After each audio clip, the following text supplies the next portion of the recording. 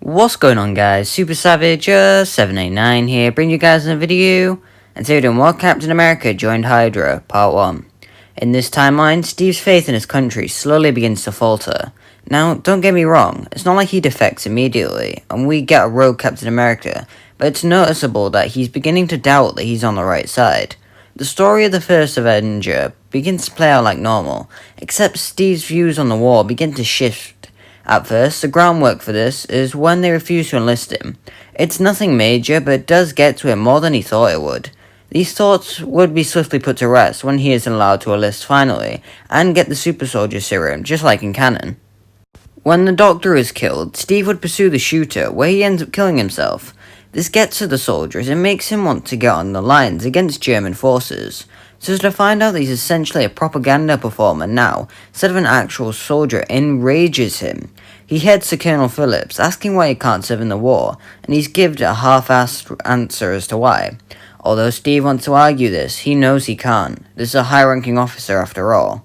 Naturally, he'd do these performances, of each one slowly taking a toll on him internally.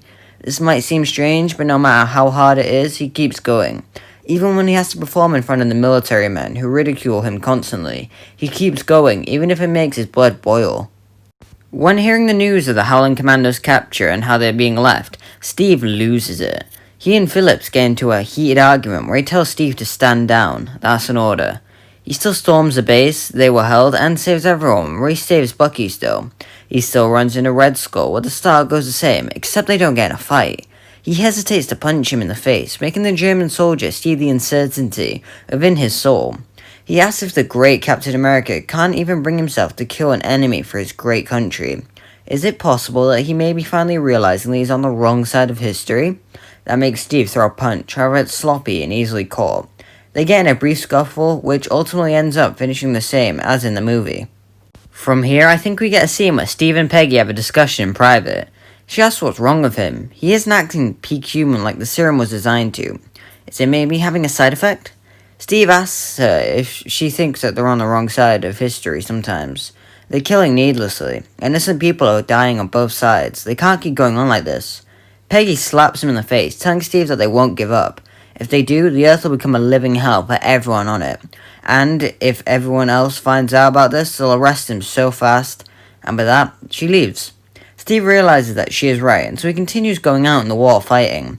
He still gets his shield and the suit, and becomes the war hero that people see him as. Unfortunately, Bucky still ends up falling off the train, and Zola still ends up arrested, which I'm sure would lower Steve's morale even more. The rest plays out like normal until the fight with Red Skull.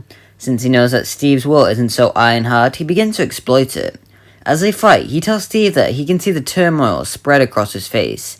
He knows the truth about how the American military treat their forces, how the death of James Buchanan Barnes was nothing more than a setback for them. At this, Steve flies into a blind rage. He punches him in the face hard, alerting the red-faced man that what he said struck a nerve. He tries to get him off guard, while Captain America continues laying the beat down.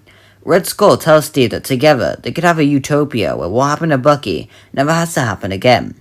This makes the captain hesitate, allowing Red Skull to get his gun and shoot him point blank in the hip, then another in the shoulder. Before Steve can do anything else, he falls unconscious. After landing the ship they're on, Johan would place Steve in his cell and gets his men to bandage him up. This might seem odd and very out of character, which is exactly right. One of the soldiers under him asks why he's doing this and doesn't just kill him off.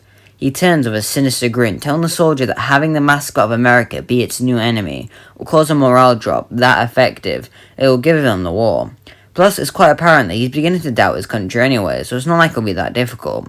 Hydra would be in a much better position since they have both Red Skull and the Tesseract in their clutches. They'll be able to create many powerful weapons that'll easily make America falter under them. Steve would end up awakening, chained to a wall like a prisoner, and the first person to greet him would be Johan. Confused at why he's alive, Steve questions the German, which he makes sure to exploit. He comments how the Americans would have discarded him, but I guess that's just another difference in between the two. They give people second chances here.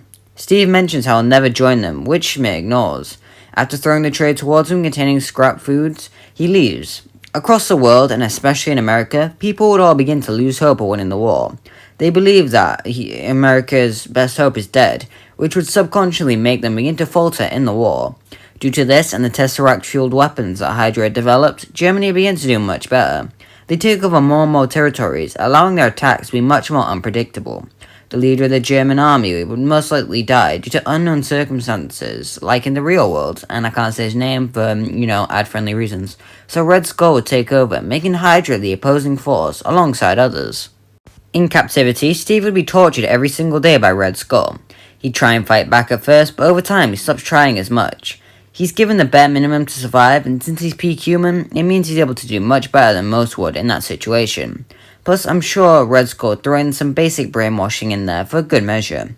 It takes over a year and a half, but Red Skull breaks the man who loved his country so dearly. Schmidt would approach Steve, asking who he thinks will win the war. He mutters Germany. Then he asks what he thinks about America. He mutters nothing. Finally, Schmidt asks who he will fight for. He mutters Germany. He's then cut free from his shackles and mutters, "Hail Hydra." Steve would be given a new suit and a newly painted shield and would be tasked to lead the troops into a final push. He agrees, and so he marches into battle, all suited up. Soldiers all over begin reporting a man fitting Captain America's description. Colonel Phillips and Peggy would be talking to each other when they hear this. While the Colonel dismisses this as a false rumor, Peggy is skeptical. Steve was definitely strong, he wouldn't just die like that. As she goes to leave, Phillips tells her not to do anything reckless, and don't get anyone's hopes up. Armed with Tesseract weapons and his shield, Steve would utterly slaughter the competition, alongside the soldiers in his platoon. You can ask how Steve kept his muscles after a year and a half of all of that, which I argue that it's a comic book movie. Use some suspension of disbelief for this one thing. It's a serum, and while Steve does work out in the movies, it might just be for fun or whatever. It might be a tad weaker, but he's definitely above peak human. More and more countries are strategically conquered and added to the Hydra regime. It leaves most of North America left as a final stand. Refugees would flee there, reporting about a man who could easily take down 100 men. He'd be dubbed Captain Hydra by the Germans, and so that's how people will call him when discussing him. It all but proves that he is Steve Rogers. The majority of German soldiers begin to storm in. State by state, they are taken down and strategically leave Brooklyn as the last place to go. Phillips, Peggy, Howard, and many others all hide out there, ready to fight until death, which is what most of them will receive. They'd all be waiting along the trenches for a final stand. They all begin wishing each other good luck, and even though they don't have confidence, they have hope. A couple smoke bombs will be thrown in one after the other, and all the soldiers realize that this is it, it's the final stand. Some begin running up ahead, and others stay behind, but none can see through the smoke. Gunshots can be heard, but they never know what's happening, and then, silence. Peggy stands there with a Glock held in front as a figure begins moving through the smoke. She fires round after round, but the figure blocks her with a shield. She realizes who it is as Steve emerges. Part of his mask is ripped off, revealing parts of his face, cementing in her mind that this is him. This is the man that she loved. She tries to say his name, but she is shot by a pistol that he was holding. It hits her in the gut, making her drop to the ground, bleeding heavily. As she begins to bleed out, she sees Steve standing over her, and he says, "Hail Hydra." Then, he shoots her square in the eyes, finishing her off. Germany has finally won the war, which Red Skull begins to celebrate. Now he can put his agenda into full effect across the globe. Flags would be put up across the world, and they'd all be forced to celebrate their new rulers. Hail Hydra. Now, whatever your beliefs are, what would have happened if Germany did win the Second World War, this is again a comic book movie. Not everything is going to be realistic, as shown numerous times when we've seen dimensions that this very outcome has occurred in. Howard Stark would be kept alive and used for his brains. If he refused to cooperate, then his wife would be killed, so naturally, he'd be helping. His prototype repulsor technology goes up by leaps and bounds, especially with the help of Zola.